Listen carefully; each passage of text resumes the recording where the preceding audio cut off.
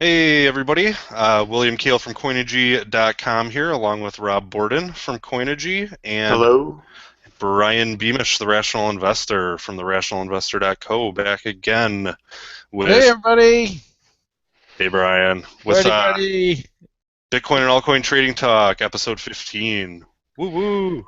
'We've been 15. doing All this a right. while, eh? So that means Yeah, that's 30 weeks we've been working together, eh? 30 Yeah. weeks. Yeah, man, we're like we're pretty hardcore at this point, you know. We're like what's the word? Like soldiers that have gone into battle. We have camaraderie now at this point.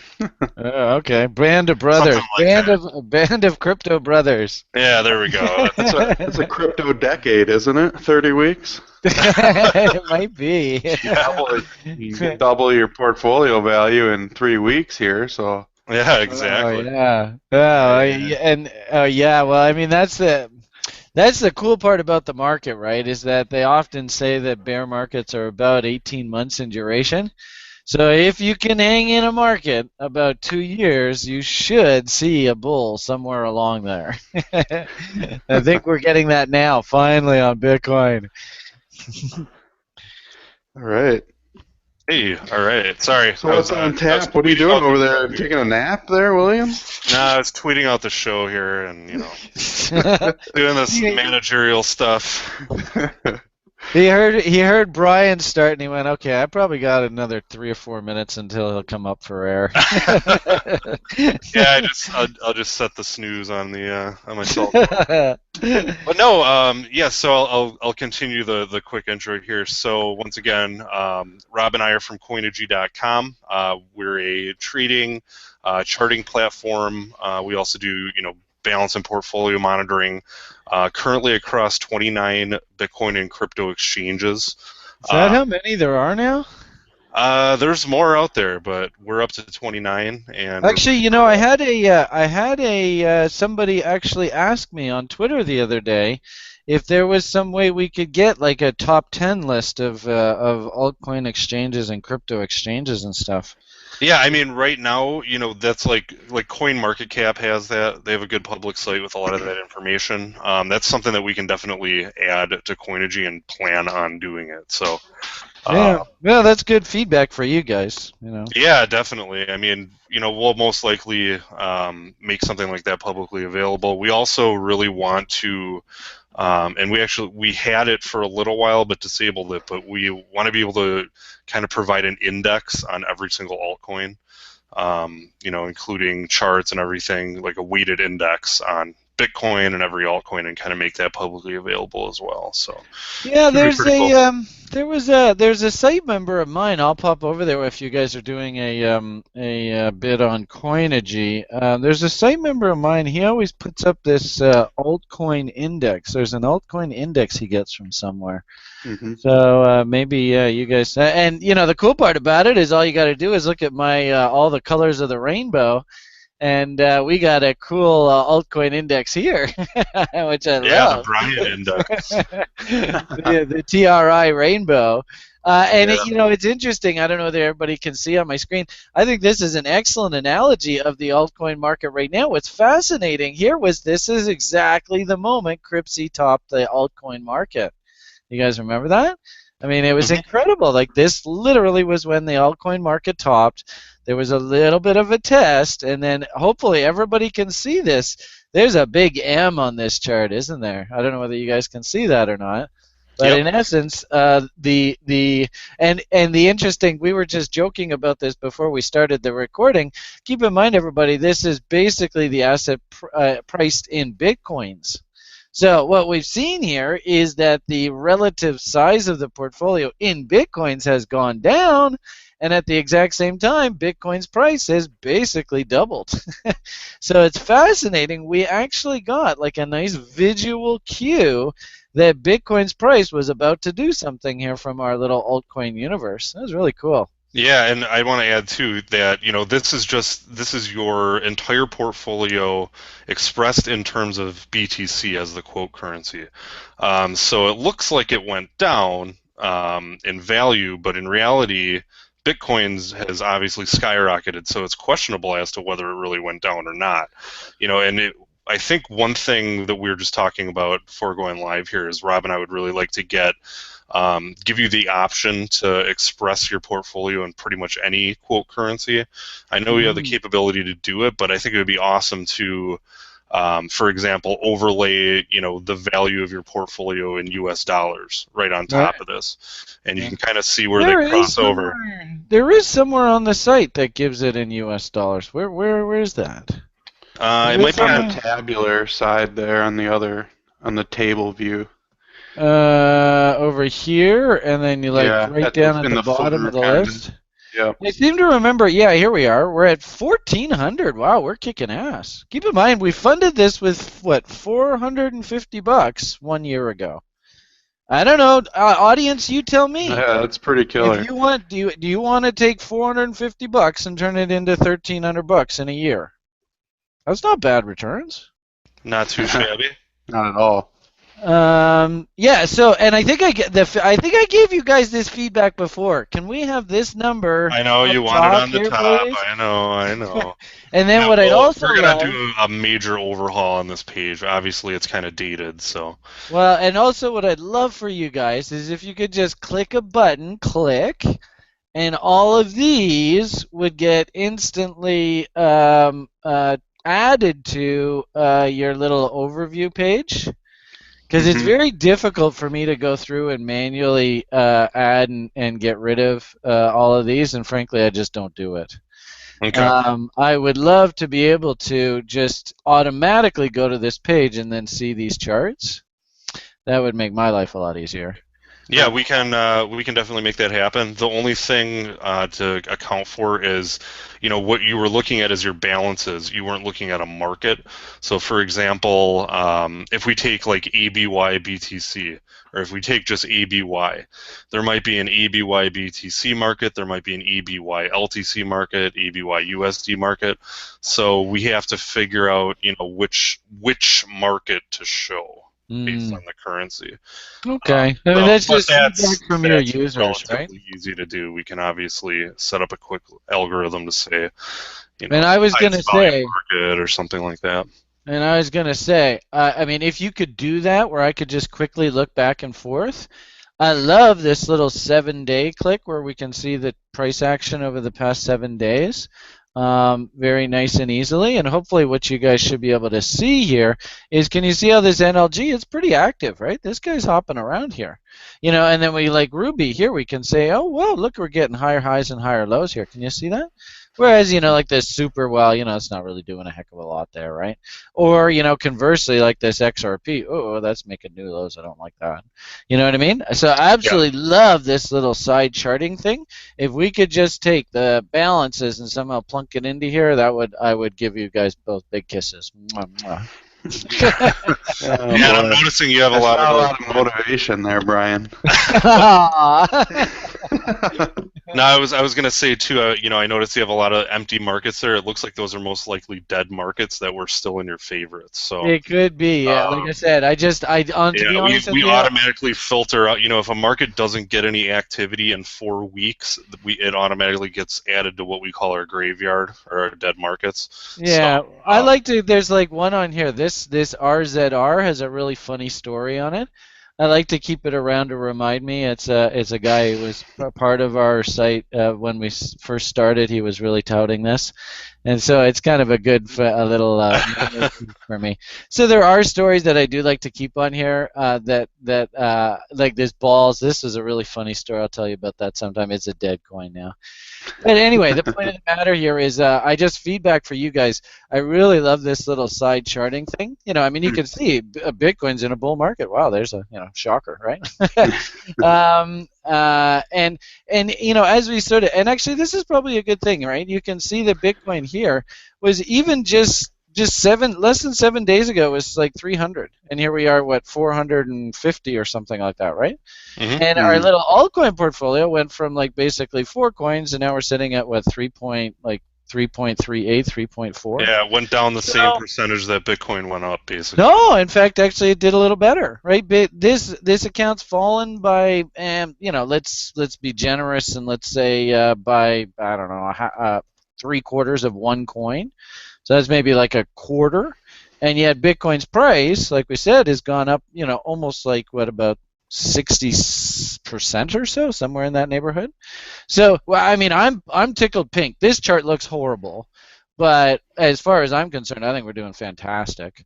And as I said, I mean, the proof is in the pudding. Like, frankly, I'm shocked when I look at these numbers. If I can do these kind of performance numbers on let's say 3 years in a row, where did that thing go? Was it over here?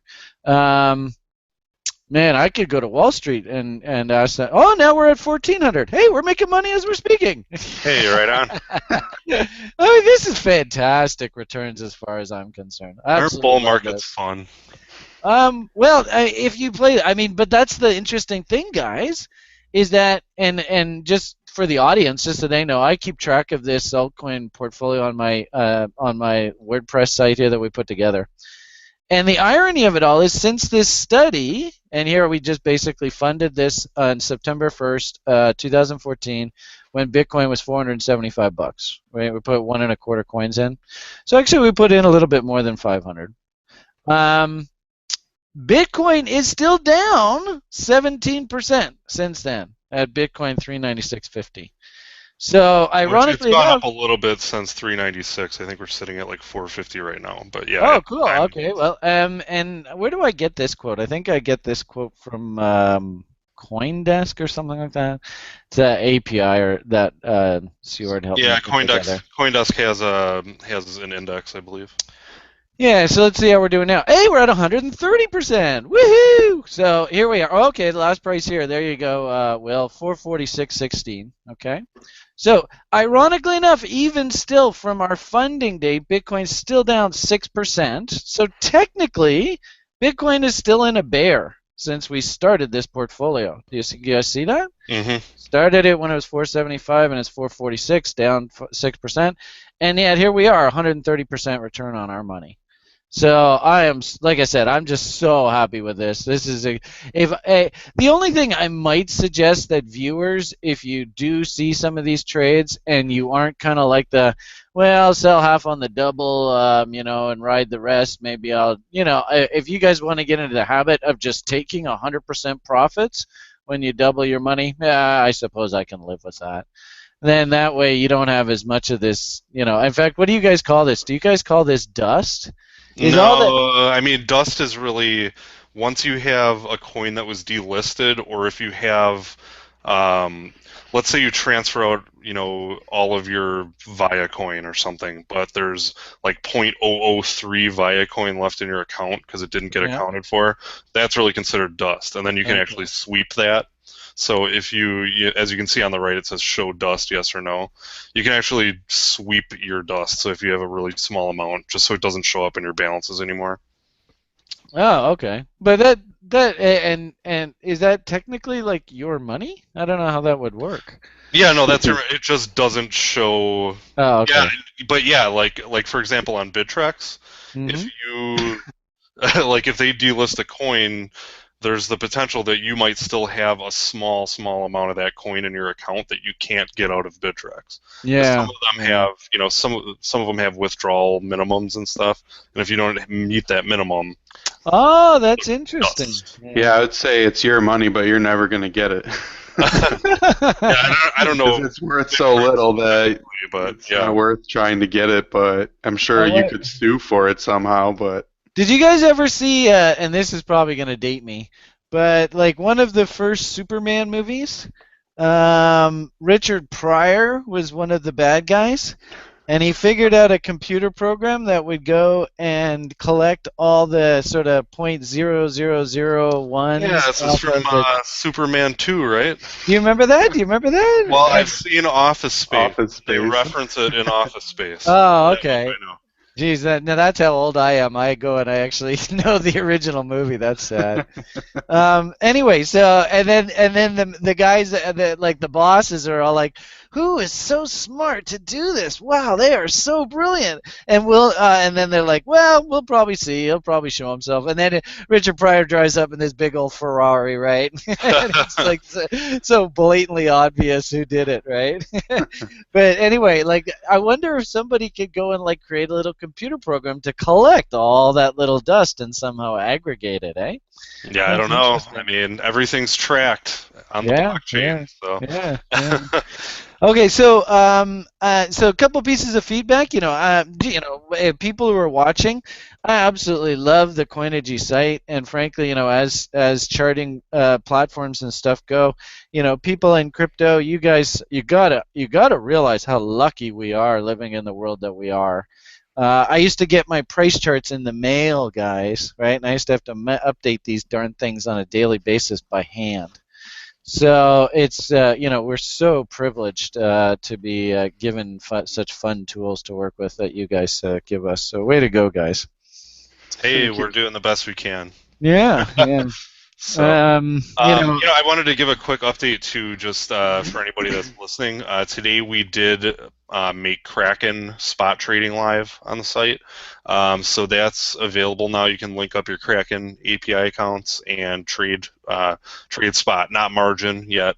And then behind the scenes, Rob and I are working hard on getting margin working for all of the exchanges that support it.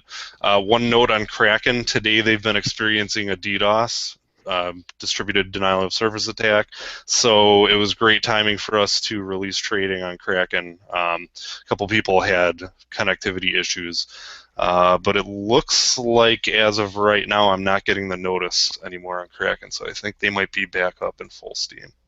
So yeah. Didn't mean to cut you off there, Brian. Good. That's okay. No, please. And really, I'd be curious about this. We've seen a fairly dramatic event happen here with within the crypto space. I'd be really curious because you guys get to see it from the back end, how the industry has sort of repriced the altcoin market in the face of this Bitcoin rally. Have you actually seen this as sort of an orderly process, or has it been pretty chaotic? What do you think? To be honest with you, it's hard for me to say. I mean, I've been kind of, honestly, the last couple weeks just buried in code as opposed to looking at charts. So, I'm really not 100% sure what to tell you there, but I know that just looking at like Ethereum and stuff, I guess Ethereum's not your typical alt though, but it looks like it's definitely made an impact. I guess I don't know. You'll have to tell me, Brian, to be honest. And maybe once you guys actually get to the sort of critical mass with the site, maybe you'll get to the point where you can actually just sit back and watch the activity on this across the platform to see how trading, actually, unfolds. That would be really cool. And I wouldn't be surprised if down the road there's a lot of mineable data that you can get out of that. Like, in one of our programs, in fact, what we do is we teach the Introduction to Technical Analysis in one of our modules, and we talk about how there's 3 different schools of technical analysis, and there is literally a whole school of technical analysis just built around intermarket relationships. And this is where, man, I mean, you guys, oh my God, there's so much mineable data here. I find it really interesting to watch things like, with regard to crypto, watch the relationship between something like, say, a Litecoin and a Bitcoin. And, if we have a situation, if we have a market and what we like to call market state, where, let's say, Litecoin is outperforming Bitcoin, that can often tell us a lot about sort of the state of crypto and the sort of the health of the crypto rally at present. Does that make sense? Yeah, and that kind of plays into our live WebSockets API. Anybody can plug into our API and get all of this data themselves, basically, and do the correlations themselves as well. So, oh man, yeah, I mean that's you can stream data from 5 markets on 3 different exchanges all at one time and cross-reference it in real time, basically. Including order books and. Yeah, and I think we've talked about this before, right? We're maybe with regard to crypto, with regard to crypto in particular, I think we're still in maybe like inning 1 or inning 2 of this crazy thing. I have no idea what the end of the result of this is going to look like, but I could very easily see sort of a almost a like tree, like a hierarchy effect of your site, and then services that develop off of your guys' data. Yeah, and that's so kind of what we're data. aiming for. I mean, really, the site itself is I like to say it's quite beautiful, but the underlying platform is really where the power is behind Coinigy. So, yeah. I mean, just the ability to, like, I think last time Rob tried to run the what was it, the WebSockets example script. I mean, you can subscribe to 800 markets at once. No, it's impressive. Streamed in and crunch it and do whatever you want with it. So now the key for you guys is, and this is what I find really fascinating about this whole experience, right, is I'm not going to bill myself, I never will bill myself as like a crypto or technology or computer expert or anything like that, right? I happen to know trading, and that's sort of God's gift to, my God's gift to me and my gift to the world. It's really incredible to watch you guys, computer experts just spinning, just incredible to watch you guys work and go at it. A piece of feedback from Mr. Stock Trader, kind of like, what the feedback about the website and how, Mr. sort of stock guy, gets his charts in the mail, looks at your website and, a couple of things that he'd love to see. What I would love to see from you guys is how can you make that data acquisition and then use of it like really dumbed down. I know, you probably trying to describe it, and when you described it in our last show to the audience and stuff, you kind of thought it was dumbed down, but believe it or not, that was right over my head. Well, Brian, it's interesting that you asked that, actually, because we did recently start kind of a side project using our API, and it's open source. It's on our GitHub, so anybody could work on it and help us improve it. But basically, what it is the Google Sheets yeah, I saw that. API, which we showed you last time. But right now, it only has like balances in it, basically. But you could definitely pull in the data from your favorites into there. And obviously, some other more tech-savvy people basically could, obviously help contribute to that project and make it more useful. But I think that's a really good conduit for, consuming the API in a more usable, user-friendly fashion, for someone like that. I saw that, and I saw the cute little tutorial and stuff that you had all up in it. That that direction, that's like 2 thumbs up. Because, so we definitely want to improve that project, and we invite any developers out there to come help contribute, and we'll definitely use your work and and we're in the project. And not to cut Rob off, but we're really trying to make the API as easy to consume as possible. You have to keep in mind at this point now we've dealt with almost 30 separate exchange APIs, so we've seen the good, the bad, and the ugly, and we've kind of really tried to make our API as simple as possible for anybody that wants to just get started right away with it. I wonder if there's like a way you could lobby for like an API standard. Well, we're kind of... Okay, no, not to cut you off, but go ahead. We've been talking to a few exchanges about how to make this whole attaching API key attaching API keys to Coinigy process, how to make that a lot simpler. And one idea that's kind of been tossed around is like and the technical term for it is called OAuth 2. But in layman's terms, it's basically you click a button, you sign into Coinigy, and you authorize your account, and then everything's in Coinigy automatically. So you're not going to have to go, mess around provisioning an API key, setting permissions, all that stuff. It would just be, you sign into, let's say, Bittrex, you click connect my Coinigy account, and you're sent over to Coinigy. You click another button, and then you're good to go. I think that would be obviously a really good thing, because we do deal with quite a bit of support requests, and there's just issues with people pasting in their API keys. It's also an issue of trust as well. Obviously we are very heavily security minded. In fact, it's our #1 priority. But people still obviously don't always feel comfortable putting their API keys into a third-party site. So I think that would be awesome to do. So we're kind of kicking the idea around a little bit, and if there's any exchange owners out there listening, feel free to get in touch with us. Yeah.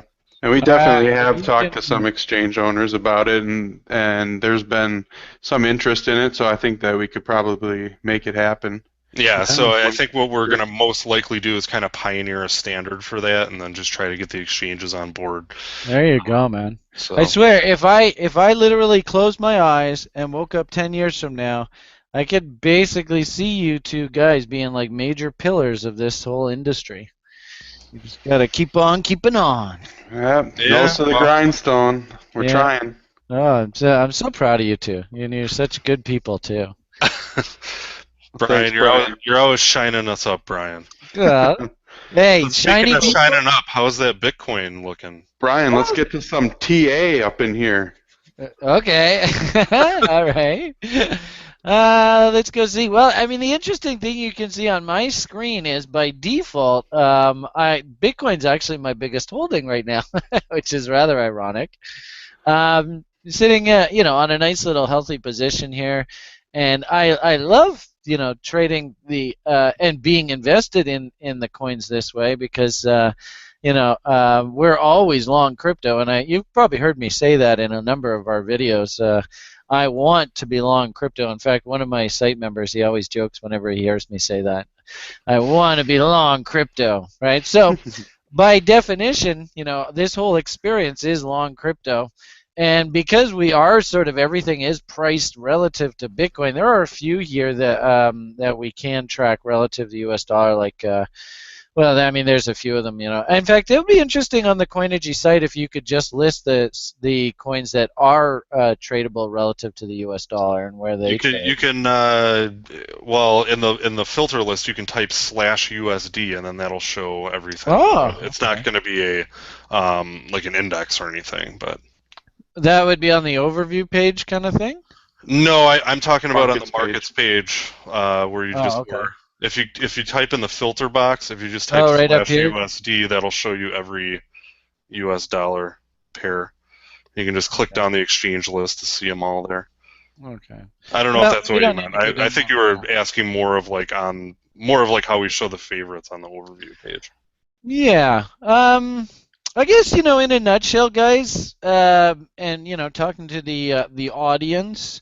What I really love working about with the guys at Coinigy, and really, we often see this in the market, is and now that we've been doing this 30 weeks, you guys now hopefully have a little bit of sort of a track record working with me, listening to me. Hopefully what you guys hear is relatively the same message repeated over and over again. For the most part, yeah. Okay, I hope I'm very consistent. Is good, though. The results of that methodical approach are apparent on your balance page, Brian. Exactly, right. I mean, the bottom line here, right, is we're here to make our accounts grow, right? That's the important thing about that. I mean, that's really what we're here. And that's the interesting thing too, right? People need to understand, and I need to understand, there are some people that are just purely here for the, I want to be invested in this particular coin story, right? The audience needs to understand, I want, my motivation, I want to be invested in crypto. I think that there's a huge future for this. I want to own crypto. The way that I've decided to go about it is this is the way that I used to trade the penny stock market when I was a penny broker. In that I want to invest in something, and once I've invested something, I'm basically in it forever. And it's just a question of when am I going to be a seller of the asset. The point that I was trying to make earlier was just simply that hopefully what you guys have seen over the past 30 weeks is that my message should basically stay the same.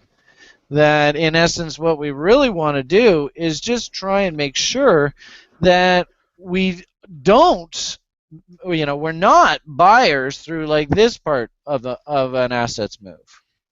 And it's very hard not to be a buyer through here, because this is exactly when us as humans, when we want to buy. That's the FOMO zone. Exactly, right? And really, FOMO, fear of missing out. Well, that's one of our classic human faults, unfortunately. And really, what I really want you guys to try and learn, and after 30 weeks of hearing hopefully the same message over and over and over, is that what we're looking for, and when we use these fun tools like these Fibonacci retracement tools, and we can have cool sites like Coinigy where we can chart some really cool and colorful boxes and stuff to make it really easy for us to see these levels. What we really want to try and do is be a buyer of, when the market has substantially taken back the big part of this FOMO move. If we can just get into the habit of doing this, then we save ourselves a lot of headaches over the long run. I mean, the irony of it all is, look at if whatever coin we're looking at, if this was a piece of crap and it was going off the board, well, your buy from down in this area, right? Oops, what happened there? That red line wants to stay on. Okay, let's try and get rid of you. Are you going to go away? There we go. All right. So a buy down here, right, is just going to be, it's going to work just as bad as a buy up here, right? I mean, if this thing's going off the board. But what we actually find is that, 70, I would even say maybe 75% of the time, if you can try and force yourself to buy against the bottom end of ranges, then subsequent, often, if you can buy against these bottom end of the ranges, we often see that markets will turn in here and go back up and test the previous highs. This message, hopefully, guys, is very consistent, and it's almost ad nauseum for me. Well, look, we've seen it week after week. I mean, especially with alt. There's quite a few markets we've seen, Brian, where you're like, well, this one's kind of planing out here, but it's testing the bottoms. I'd be a buyer here, and then, not necessarily the next day, but maybe within a week or a few weeks, we see just what we're seeing here with Bitcoin, a huge moonshot, basically. All right, so the viewers of this video, this is information that you can use to trade better, to make better informed decisions, to make money from trading. It's just as simple as that. So please, for heaven's sakes, regardless of your personal opinion for me, I know I'm a bit of an oddball sometimes and a weirdo. Take that for what it's worth. The point here is that these principles work, and I want you guys to benefit from this information. Okay, so now let's talk a little bit about Bitcoin. Here, let me jump in for 1 second. We got a question from Scott Thompson. Scott, I'm going to address your question once Brian's wrapping up the BTC analysis here. We got something in the Q&A box here. Okay. So do we want to answer Scott's question now? No, you can go ahead. I'm going to demonstrate our ARB matrix thing. He was asking about arbitrage, so I'd rather keep us on topic for now. Okay. Okay, so once upon a time, what you'll notice here is, and we've seen this time and time again with lots of these alts, right? You can see back in history, and of course, Bitcoin aficionados, they all remember when people were all excited just to the fact that you could buy a pizza with Bitcoins back in here, right? It had a nice little rally, nice little consolidation, very normal action. Everybody should remember this event. This was the Silk Road reversal right in here, and right after that event, price just took off like a rocket, right? The point is, we had just a face rip rally up, and what's interesting is that I first got interested in Bitcoin, and I was asked to look at it right in here. And as we've sort of, I think collectively agreed, if we are professionals, we can't get wrapped up in buying assets up here. In fact, and this is a term that I really like to, have people try and remember. And let's ask our panel here, boys, what do you think? Do institutions or smart money, do they usually make money or lose money in the market? They usually make money, Brian. Okay. So if they usually make money, then does that mean that they were buying Bitcoins up here? I don't believe so. Definitely not. All right. So if the institutions or the smart money weren't buying Bitcoins up here, who was? Go Q Public. All right. And unfortunately, Joe Q Public, do they have a history of making money or losing money when speculating in the market? Unfortunately, losing money. All right. So we know that the smart money makes money, and we know that the public loses money. We have a pretty good idea that, if anything, what was the smart money doing up here? Any ideas, guys? What do you think the smart money was doing up in here? That's a good question. Did smart money know about Bitcoin yet? Oh, sneaky answer. Let's put it this way. In any market, we have whoever's in control. It could be a penny stock market where there's only a few million shares out. It could be in a little, $50 altcoin market. Somebody is in control of that market, right? We call that the smart money, right? Some of these altcoins we look at, they have like a total market cap of like $10,000, right? So, obviously Goldman Sachs is not weighing in on piece of shit altcoin, right? That has like they don't care, right? But somebody's the smart money, somebody's the whale in that little POS coin, right? So, right. The point that, and I just gave away the answer. Yeah, I guess when you said smart money, I was assuming institutions, but you're right. At that point, even if, bigger institutions weren't in Bitcoin yet, somebody was controlling the market. Right.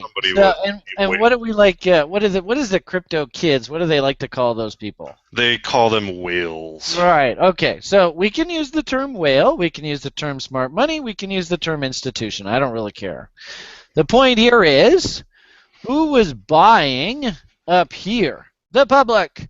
Who was probably selling up here? And I would probably say either whales, institutions, whatever you want to call them. Willy Bot.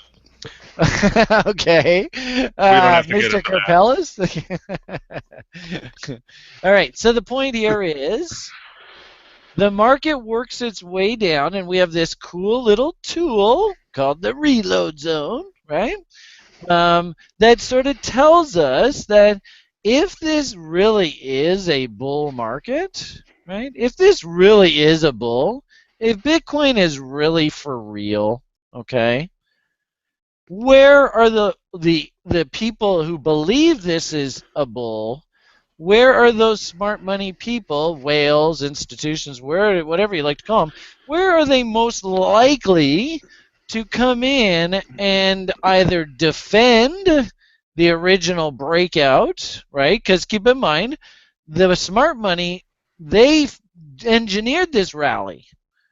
So they must have bought somewhere. And in actual fact, the interesting thing is when you look at Bitcoin's volume profile, when we were looking at Bitcoin, like say right here, what was fascinating was that there was no volume done up here, and all the volume was done down here.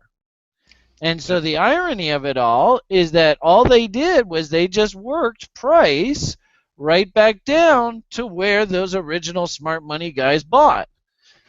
Does that make sense, guys? Yep. Mhm. And now they're reloading again. Exactly. So in essence, the smart money, keep in mind, they were sellers up here, not buyers. The public was buyers up here. So smart money, whales, whatever you want to call them, they were selling into this. And I like this. It's a nice handy tool because really the way I like to look at this is, I think, an excellent footprint or fingerprint. It's not necessarily that it's going to tell us a trade. It's not really going to tell us, do I buy, do I sell, whatever. But what it does do is it sort of visually highlights, look, this is where the whales said, okay, enough is enough, right? Keep in mind the public, they were buying, buying, buying. And the whales, somebody at some point said, all right, enough's enough. Let's stop this bull. Does that make sense? Mhm. Okay, so that's way up here, right? And I mean, really, you could just really, if you want to, just take a look at this is the bar that made the high up there. See all this action up in here? Somebody repeatedly just said no, no, no, no, right? You can see Yep. those wicks up there. You can do the same thing on the downside. And you can simply say, well, because keep in mind, what do institutions do in down markets? What are institutions going to do? You're gonna buy Accumulate. it. They're buying. Very good. So if we look at the bars that made the lows, who put those lows in? The market was going down and somebody said, no more down. You go up now. Who said that? Did the public say that? No. No, the whales, right? They're the only ones with the deep enough pockets that can basically stop bears, right?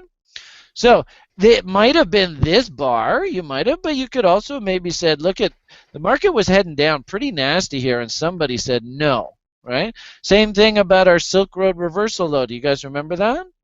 Yep. Right? Well, I don't know if you got far enough along in the course, Will, or not, but do you remember what this single candle pattern is called here? I'm not sure. All right. I don't know whether we did candlesticks tutorial for you guys. If we haven't, we probably should. But this is what's called a hammer. Where Oh, you yeah, guys that does see? ring a bell. Yep. You guys see how the market opened up? It went down and then it came right back and closed pretty much near the where it opened. Yeah, it was red, but nonetheless, this was a pretty nasty reversal of the move down. Right? It went down and then sprang right back up. Right? Mhm. You could argue that we could do both of these. It would say this one here, right? Market was heading down, and somebody said, no more down. You go up now. Same thing here.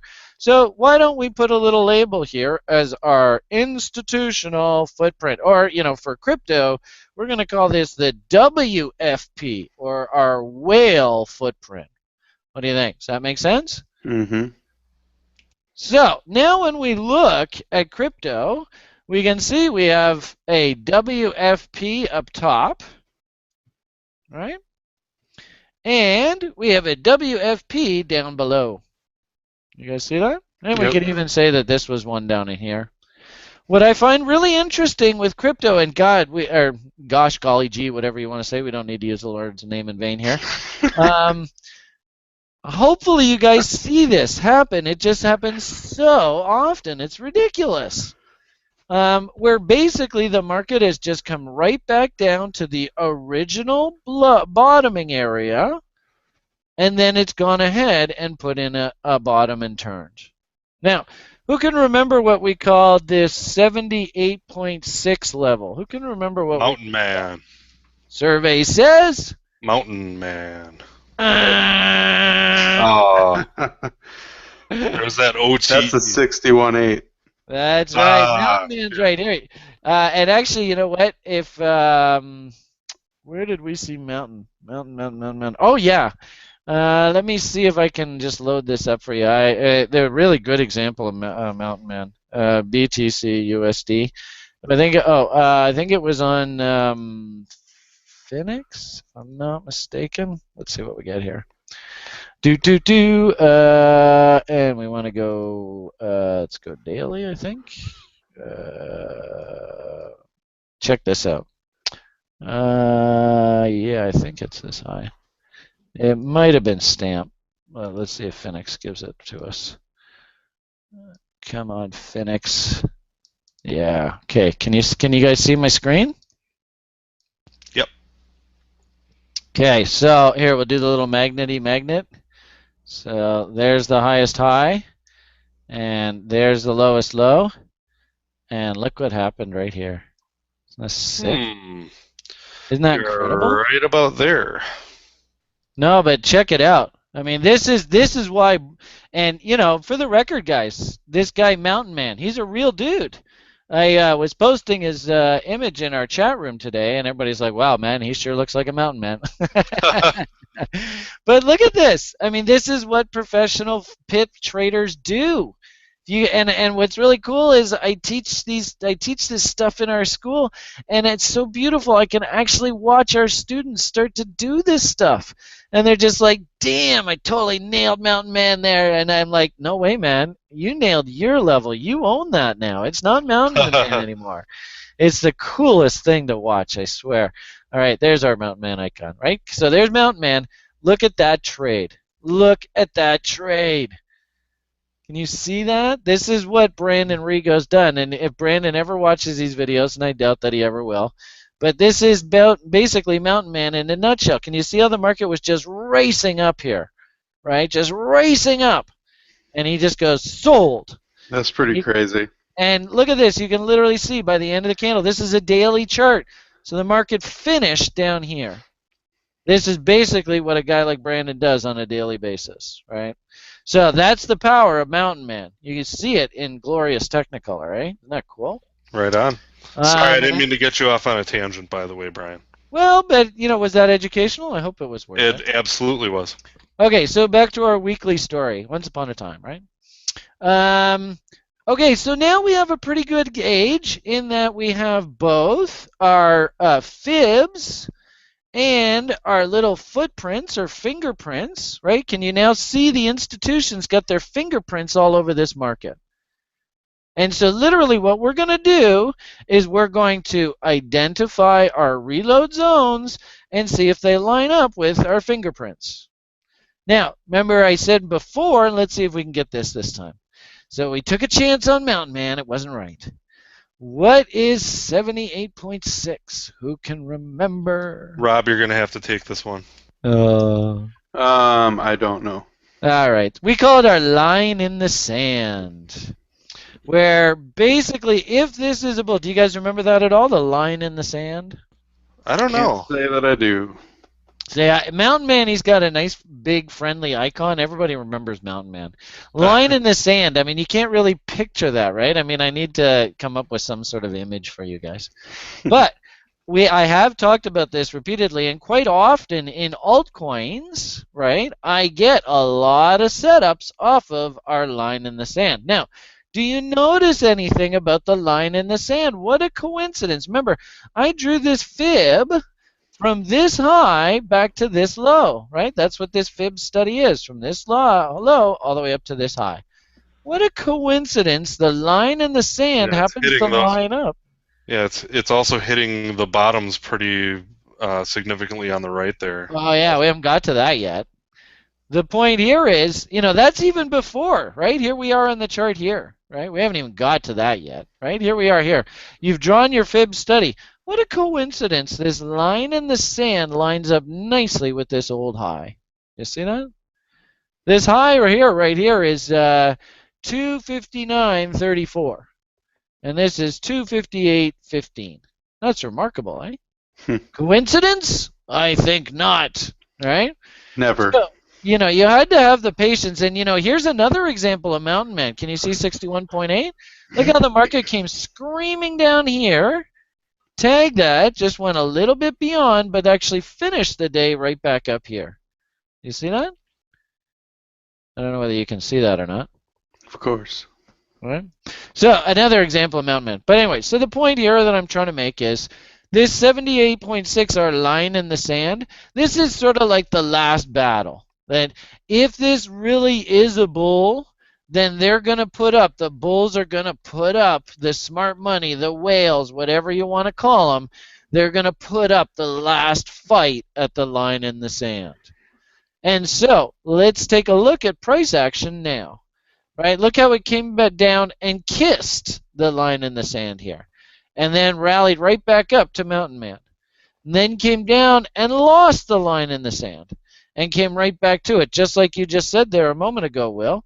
And then look at this battle. I mean, talk about a battle royale. Eh?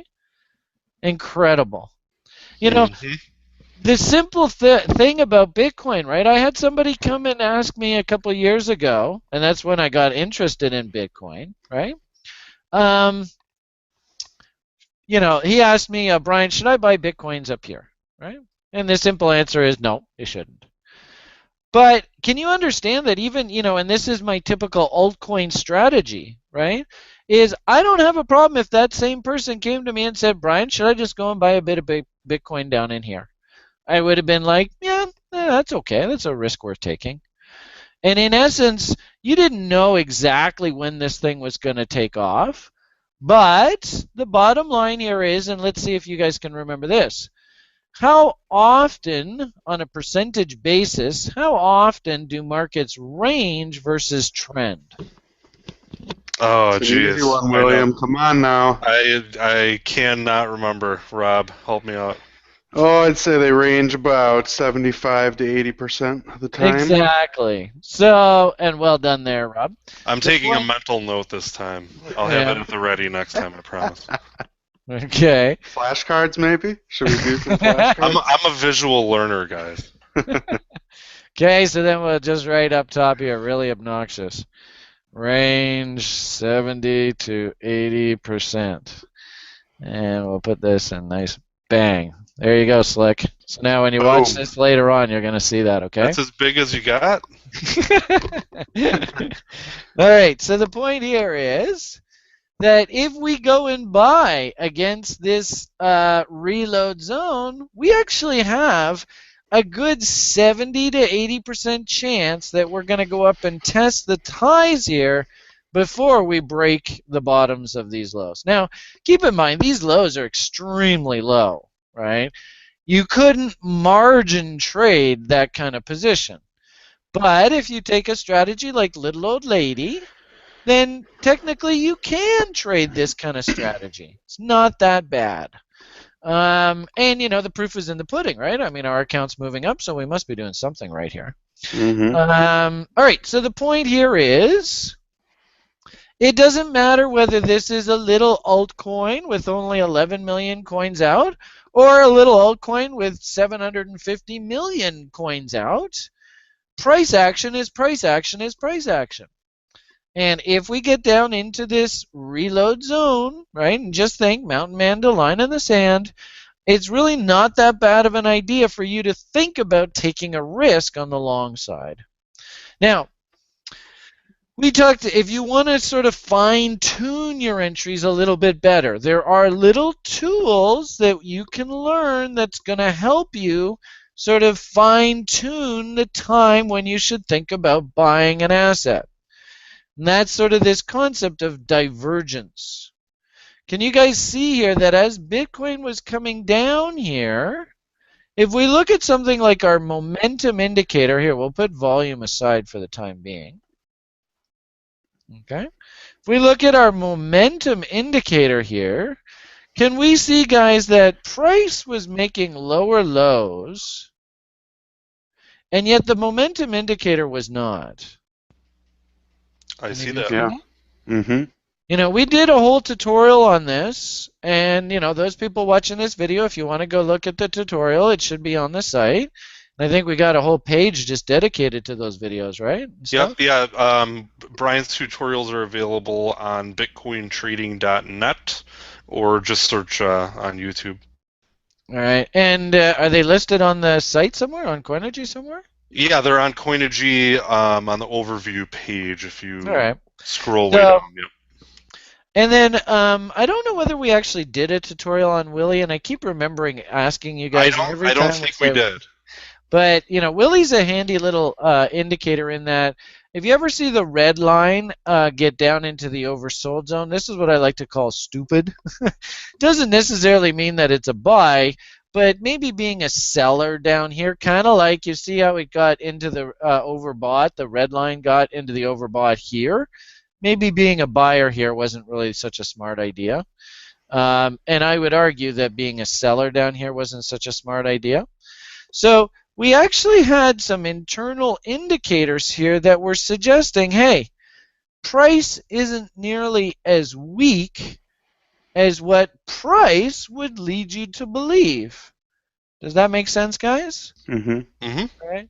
This is what we call, as traders, this is what we call an edge, where theoretically, if we can identify markets, and this is what we call divergence, right? This divergence can often give us that edge that we need as traders. Now, what I like to do, and what I would basically suggest this anybody if I was teaching a class on Coinigy, is I would ask you, and what I do in my programs is I ask all my students, I want you to come up with 3 legitimate reasons to take a trade. 3 reasons to take a trade. And reason number 1, if we think about this in terms of our fib boxes, what do you think reason number 1 is, guys? What's the concept I'm going for here? Maybe the line in the sand level. Okay, Mm-hmm. and what would I'm looking for a 2-word term. First word starts with a T. Second word starts with an L. I got nothing. How about trade location? Oh, okay. And if you want to, you can use RLZ as a trade. Yeah, I was going to say RLZ, but I thought Right? it was too obvious. This is a perfectly fine trade location tool. We also teach extensions and harmonics and stuff like that, right? But RLZ is a perfectly fine trade location tool because we know that if we think about taking a trade in here, about how often statistically is the market going to go back up and test the top of the range? I believe 70 to 80%. Thank you. Right? Again, edge, right? So, thinking edge. 3 reasons for a trade. Number 1, trade location. Number 2, and this is what I really like to see, thinking edge, try and find divergence. Some little hint that price isn't, in this case, if you wanted to be a buyer, price is not as weak as price would lead you to believe. Make sense? Yep. Mm-hmm. And then the last gem in our little puzzle is, what do you think I want to see now? We've waited patiently for the market to come back down into a buying zone. We've waited patiently for divergence, and in actual fact, what we like to call this is, and those people that are watching this, try to understand, there are 2 different types of divergences. There is potential versus confirmed. What we really want is a confirmed divergence. And all that simply means is before this double, can you guys see the W in here? See how it goes down, up, right? It needs to break above here for this to be confirmed, right? At this point, it's still potential, okay?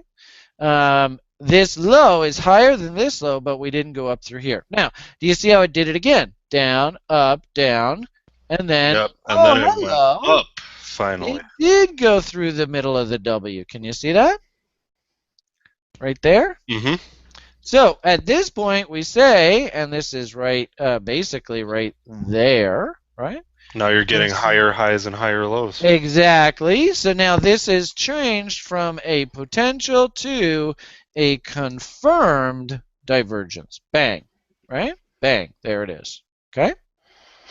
Now, trade location, check, right? And what I like to do, and if you guys want to get into this habit, I think it's a great idea, is we have all these fun little drawing tools. Let's go trade location, thumbs up, right? And I can only take a trade if I get 3 thumbs up. So we got 1 thumbs up. And then at this point now, confirm divergence. We got another thumbs up. Now, what letter of the alphabet, if I was thinking about price structure, hint, hint, hint, there's the answer. What letter of the alphabet am I looking for now? I think a W. All right, so in essence, we can go through our little trade checklist. Do I have trade location? Check. All right, yeah, let's even go like that, right? Do I have trade location? Check. Do I have divergence? Check, right? And now we need to find some structure, right? So we take a look at price, and price was really cheeky here. Typical Bitcoin, right? Big surprise. Unregulated exchanges, right? A couple things that we can do. We notice that on this low and the confirmed divergence, we can start going on hunting W's. You'll notice that there was this little bar here that kind of messed this little W up. So typical market. Keep in mind, the market, is designed to flush out. If they're going to make it really easy for you, then no, let's back that up and let's just say the market is not going to make this really easy for any of us, right? The market is an ass. I used to have an old broker buddy of mine, Jack Zion.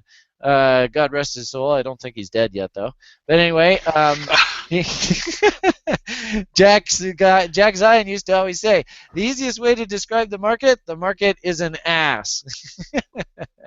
But anyway, the point here is, what I like to do is let the market tell us when to buy. And you'll notice that, if we go closed lines, then we can justify buying in here.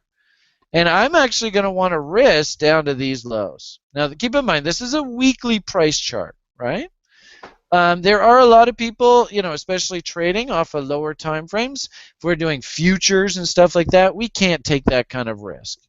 What you could also do if you're trading these lower time frames is, hopefully you'll notice that there was a little W in here. Mm-hmm. Right? Do you guys see that? Mm-hmm. Yeah. Nice little buy signal here. There's no reason why you couldn't take in some nice profits in here. Maybe sell half, stop to break even on the remaining. Market comes down, you get stopped out on the remaining, and you let another little W come in here, and we do it again. So you little, shorter time frame traders, very active. And of course, if you guys watch my Twitter feed, you guys see that I'm sort of zipping in and out of OKCoin futures all the time. I haven't been really too busy since we've gone parabolic here. But by all means, anybody who wants to talk to me about that later on, feel free to pop by the site. We can chat about that. But so the point of the matter here is, on the weekly charts, what we should see here is now most definitely down, up, down, breakout, W. Does everybody see the big W in here? Yes, I do. Right. That's, I think, a very powerful message.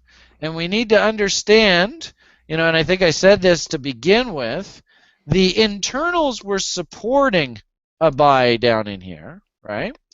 We had been in a bear for like a year and a half, and I kind of pointed out to people that I kind of felt like Bitcoin was due for a rally.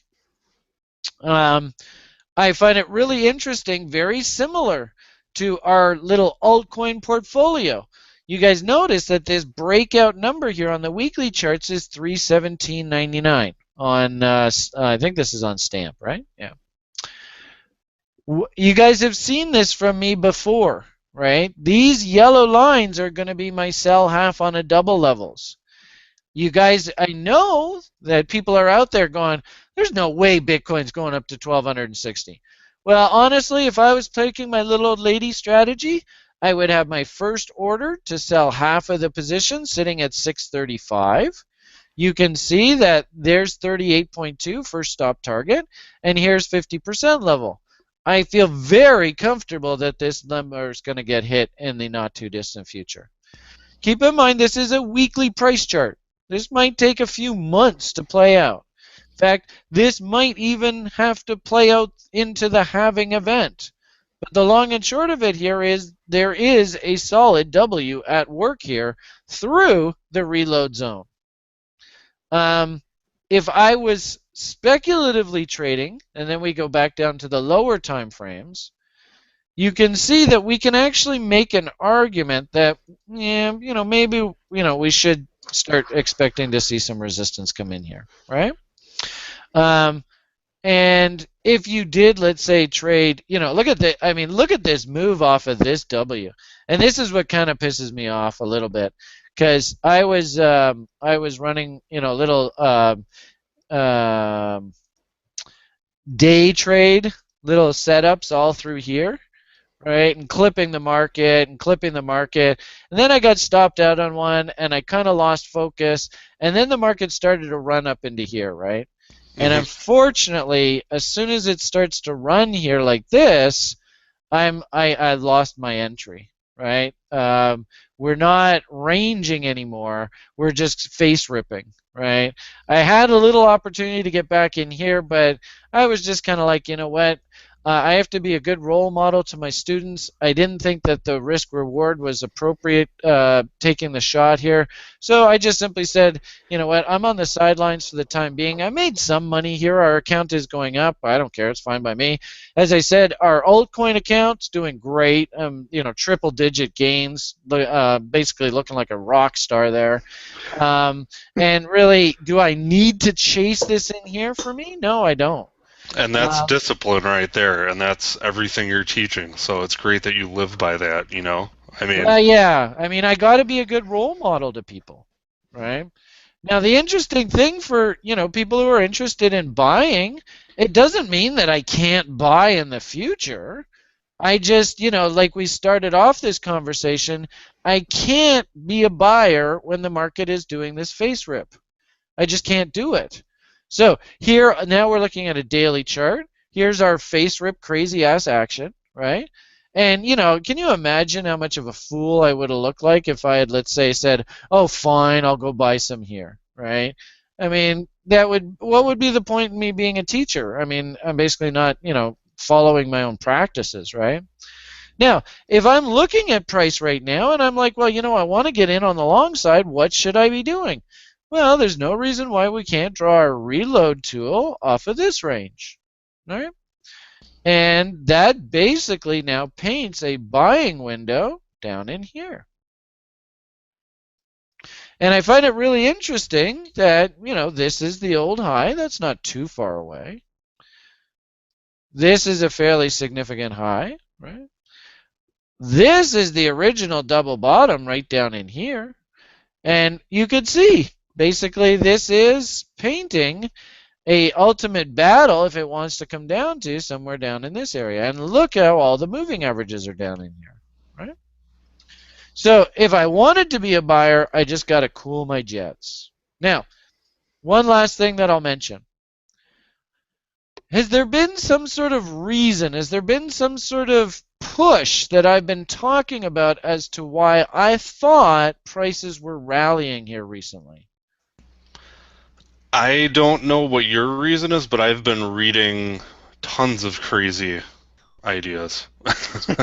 I personally... Such as Russian... did you hear the thing about the Russian Ponzi scheme and all that stuff, Brian? Well, I know there was some sort of crazy Ponzi scheme, but I heard that it was like out of South Africa or something like that, that MMM? Is that yeah, what you're talking MMM. about? The article I just read about it before the show said it was set up by a Russian, that, but it's based in China, apparently. Oh. Yeah. I don't know. Okay. Well. So there's okay. that. And if anything, Yeah. okay. So here's what I'm trying to get to. does it make sense that markets move into what we call catalysts? Have you guys ever heard that term before, catalyst? I have. I don't know if I've heard it in the Not, term in yeah. this context. Okay. When we look at price action from the last, is there something big that's about to happen in the Bitcoin world? Well, there's an auction coming up. I know That's that. right. So if we look at the last Silk Road auction, that was right here. And you see how they basically took price up into that event, and then after that event. Interesting. So, my thought, and I don't know what, you're all more than welcome to follow my Twitter feed. Basically, I've been chit-chatting about this for quite some time. My feeling is that they were using this event to bring prices back, if you will, right? You can even see back on October 26th, talking about the U.S. government auction coming up here. Basically, I've been sort of thinking about this for quite some time now. There's our last Bitcoin show, right? Yep. Let's see if I have any older references. I can't see any just off the top of my head here. There's one. Yeah, here we go. All right, so actually this was the original one that I think I did up. This is a few weeks ago. And actually I did a, you know these jerks, right? So I did that on their website. And actually, it's gotten quite a few hits. 1,600 people have all looked at this, right? So here was the 2014 action, and this is basically what we were doing here. Here was this U.S. government date that I've been thinking about, and look at how price. I don't know whether this is going to work or not. See what happens. Anyway, it goes shooting up into there. The point that I would just make is, and these are a couple of the charts that we've been looking at today, right? The point that I would just make is that this has actually been fairly well telegraphed, in my opinion. And do you guys remember the big Litecoin event that happened recently? Outside of the halving? Well, that was the fundamental event, right? And do you guys remember what? So the halving event was actually like right here, right? Can you guys see my screen? Yeah. Mm-hmm. Right. What happened here? Do you guys remember? No. All right. There was a guy in China who was doing a Ponzi scheme running Litecoin prices up. I don't know whether you remember that or not. No. I don't think I heard about that. What a coincidence. Litecoin had a big fundamental catalyst right here.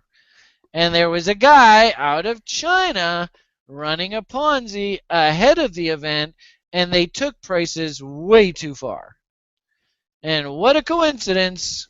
We've got a catalyst coming up here for Bitcoin. Basically, it will be over as of this bar. It is happening this bar here. And what a coincidence, we have talk of Ponzi. Mm-hmm. Does that not seem awfully coincidental? Anyway, I've been making the argument that, and actually it was interesting. I don't know whether do you guys watch CNBC at all or not? It's a popular stock channel down in the States. They don't talk about crypto very often. And I noticed, literally, I swear to you guys, you literally have to go and get this. Bitcoin topped right as CNBC had an article on Bitcoin. And then literally the guy right at the end of the interview goes, really, as soon as this short-term spike is over, Bitcoin prices are going to collapse. Literally, as soon as he finished his interview, the sell-off started. Interesting. That was just incredible. I couldn't. Do you guys remember Nautilus coin? Yeah. Same thing happened there, where basically Not remember Greece was going to Grexit and all that nonsense, right? Yep. And that was this date right here. Nautilus Coin was interviewed by CNBC, and literally, this is what the coin did right after that interview. Boom, straight down to here. Yikes. See So that? the moral of the story is don't grant any interviews. Well, no. I'm kidding. Professionals, right? Yeah, I'm kidding. Well, no. I mean, that's a good point that you made there, right? We are professionals, and people watching the show. I want you to be thinking like professional traders. So, what do you think we should? And let's go back to the Nautilus, right? We hear that CNBC is going to interview Nautilus and do a story on them. What should we be thinking as we're heading up here? Buy the rumor. And well, more importantly, Sell the news. Sell the news. All right. So as soon as that interview's done, what should you be doing? Selling. Just get the hell out of there, right? Sell, right? So I got a sneaky suspicion, and what I've noticed with Bitcoin, I said earlier tonight, was this thing was overdue for a rally, right? I mean, this is, even when we see our little altcoins, when we see this kind of action, what do I usually start doing? I'm like, ooh, I gotta buy it, right? I don't know whether you guys have you guys noticed that behavioral pattern out of me. I've noticed it once or twice. So, this thing was overdue for a bit of a rally, no doubt about it. I think, unfortunately, this is an unregulated market, so we have to understand that Ponzi, unfortunately, has to come with the territory a little bit on this, right? If anything, as professional traders, we got to start thinking, how do we take advantage of Ponzi, right? I mean, let's call a spade a spade. As soon as they start regulating this stuff, then the Ponzi's will stop. Mm-hmm. But as long as it's not regulated, then that means that we should be expecting Ponzi. And if we have some sort of big catalyst where an asset is going to be talked about in the public, then we should be looking for tops. Does that not make sense? Yeah, absolute sense. And so what ends up happening here, and it's really cool to see, I got some site members who were just knocking the shit out of this level here, right? Unfortunately, I'm running this school. We've got this new website that's got an algo running. I'm now stock option trading. I've got 70 different altcoins. I have a son with severe special needs. Frankly, I just don't have the time to be day trading Bitcoin right now. If that was my only vocation, then I would be hitting this Mountain Man level 2 right on that news event. I mean, that was ridiculous. Literally, the moment the guy stopped talking, his name is like Brian Kelly. Are you guys familiar with that name? Mm-hmm. I've heard that before. Right. Yeah. I don't know why, but CNBC has just decided that this Brian Kelly is Mr. Crypto. And he basically had his interview today, and at the very end of the interview, he was just like, this rally's not going to last. And literally, all right, bye, folks. And then literally, boom, the price of Bitcoin just that blows my mind, too, because I don't think of the typical Bitcoin trader as even watching CNBC or caring, I mean, I know they have a huge audience, but... Here's the problem, Slick. Bitcoin now is, and this is something that you guys have to seriously think about. Bitcoin now is actually traded on the stock market. I can go to your competitor's site and show you that proxy, but I would rather do it on your site. Right. You know what I'm talking about? GBTC? That's right. Yeah, no, I'm aware of that, yeah. Can we get GBTC on your site? We have to figure out where to get the feeds from. It's something we've been working on. It's not something that's easily done without a lot of funding. Okay. So the point here is that if you look at GBTC's price chart, it had a very well-defined inverted head and shoulders. And I think that this rally here took it right to its natural target. So my hunch is that the guys trading the stock, and that thing was trading tens of thousands of shares. So there were guys that were putting some serious money down there. My hunch is that they were running the stock into that CNBC interview, and that was a classic sell the news event. Interesting. Very interesting. Right. Now, having said that, right, if we look at the auction from last go round, right, we see that after the news event, the market really softened. And what I'm worried about, and it really bothered me, what I saw this morning was these Civil War guys are at it again. Have you guys seen this? Maybe yes, maybe no. Am I talking too much? No, I didn't follow what you're talking about in terms of Civil War.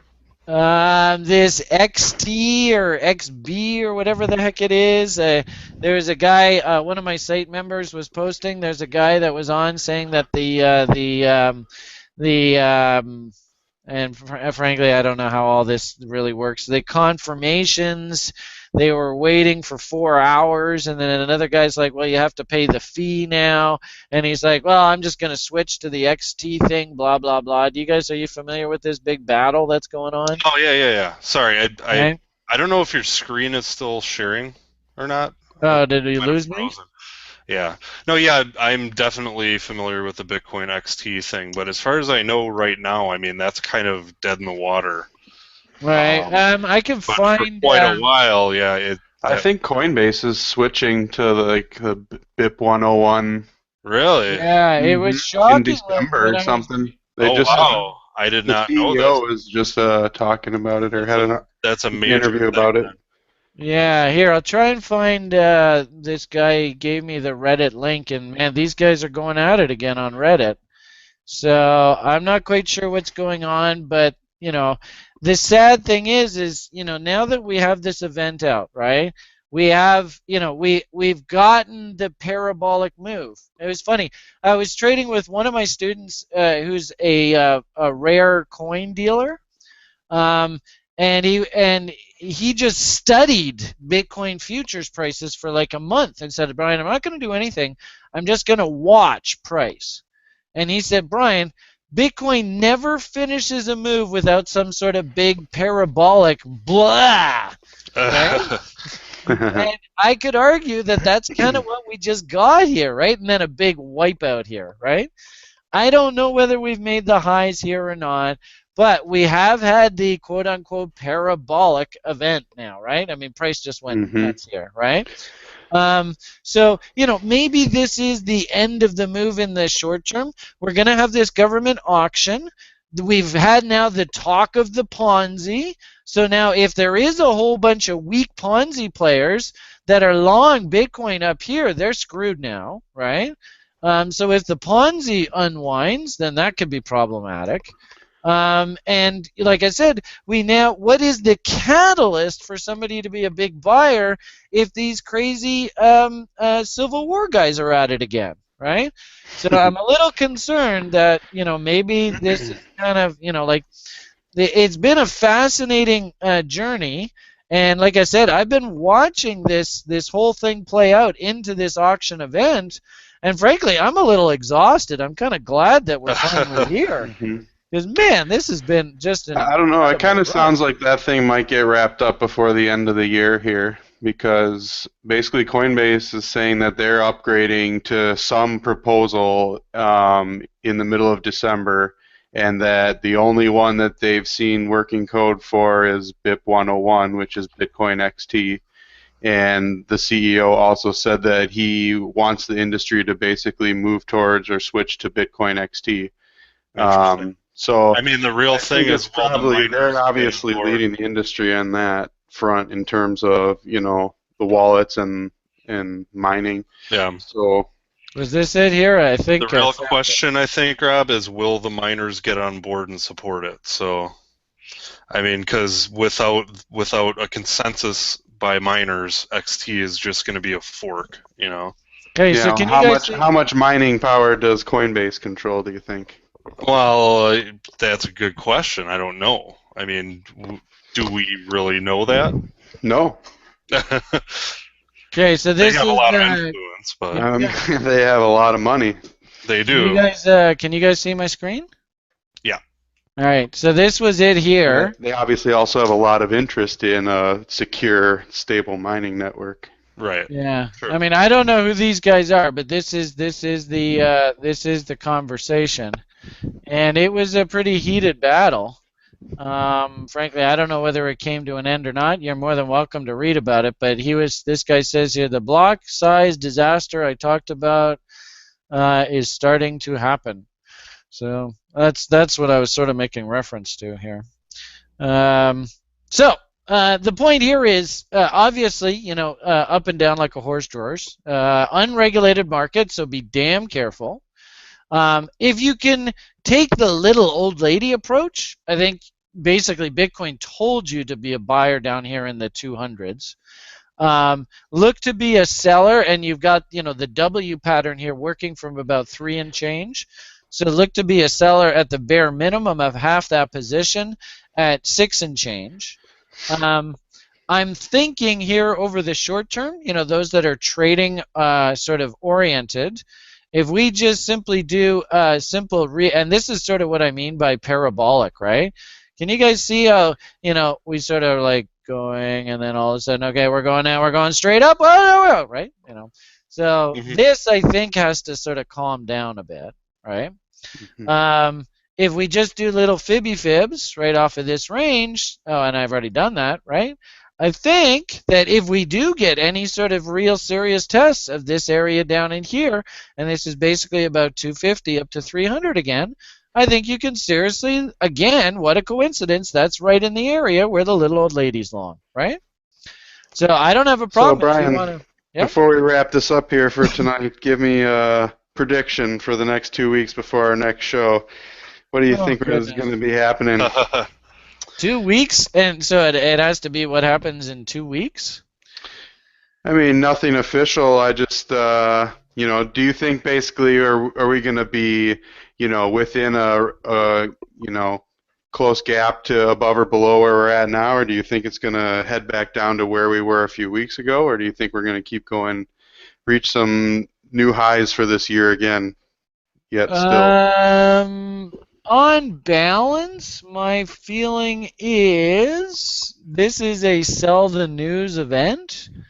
And I would be, I would even say if I was going to do a prediction, I think what we have to do is a 38.2. So if I'm going to make a prediction, I'm going to say that Bitcoin in 2 weeks' time will be $373 on Bitfinex. All right. Cool. Perfect. My big call. There you have it. I think that sounds like a pretty good call.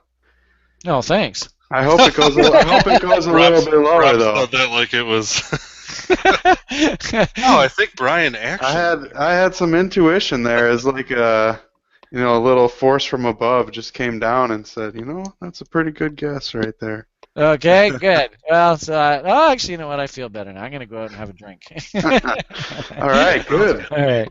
Well, I guess If I talk too much here, I'm sorry, guys. Once you get me going, I just keep going. Hey, no need to apologize. This is You're born a rambling man. Oh man. No, I just wanted to address Scott Thompson's question real quick. Yeah.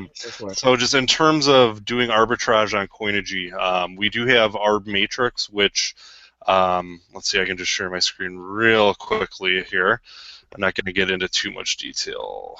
Where's my screen share? Okay, can you guys see my screen? There we go. So we do have Arb Matrix, which basically just shows you, the differences. Sometimes the Hangouts take a moment for the feed to kick in. All I see is your Coinigy moniker just right yet. Oh. Oh, there it is. Okay, cool. Yeah, I think it just popped up. So we do have an app called Arb Matrix, which you can see here, and what this lets you do is basically compare Bitcoin US dollar on every market, and then we also show literally every single market that we have supported. So if you want to see Litecoin across every exchange, just click here, and you can click here to sort. Right now, it just shows the percentage difference between the ask and the bid on each exchange. And then you can resize that, and yada yada yada yada, yada yada. Pardon me. And so right now, what Scott was asking is, can you talk some about arbitrage on Coinigy? Is it easy to move BTC from one exchange to another with Coinigy? And if so, are there any fees associated with doing so? So right now, we do not have any kind of ability for users to move BTC from one exchange to another. This is purely the kind of a tool that you're supposed to be basically settling yourself. What we do to facilitate this, though, as you can see, some of these boxes have yellow lines around them. Those are the exchanges where I'm currently holding either the base or the quote pair. And then what I can do is I can quickly click here, and as you can see, placing orders is experimental. Currently, it's still being worked on. And actually, I don't have an ABI account attached there. But you can actually place trades through here, and we're still kind of working out the kinks on this. Down the road, once we build in more actual wallet features and withdrawals and such, we do plan on giving you the ability to basically transfer from one exchange to another. So I don't think it's going to be that far down the road. I think we'll be doing that.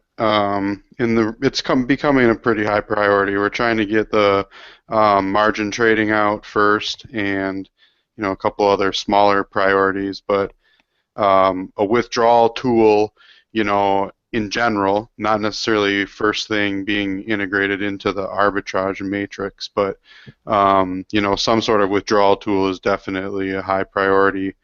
As it's become a lot more prevalent to be able to enable withdrawals on the exchanges via API now. Yep. So that's definitely coming.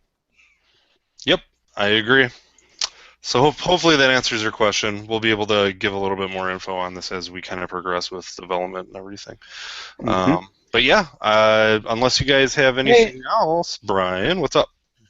I think it's in your guys' best interest to, if anything, maybe start actively trying to create like an altcoin like association or something like that. For a couple of reasons. Number one, to try and sort of like standardize these kind of like APIs and stuff like that. But also too, as sort of a lobbying group. I think this is just my feedback from you guys. What I hear is, I think you guys, and maybe it's about time the industry gets going on it. Anybody who's watching the show, seriously give it some thought. But it seems to me that this burgeoning industry needs like an advocacy group. Yeah, I agree. I agree wholeheartedly. And I nominate Coinigy to be the head of the advocacy group for to start. So much responsibility. No, honestly, I mean, that's something that we've kind of talked about in the past. I mean, it's just a matter of there's only so many hours in the day. So once we have a little bit more, hopefully, free time in the future, definitely something we'd love to pursue. And hey, Brian, I mean, as far as I'm concerned, we'd love to have you on as treasurer.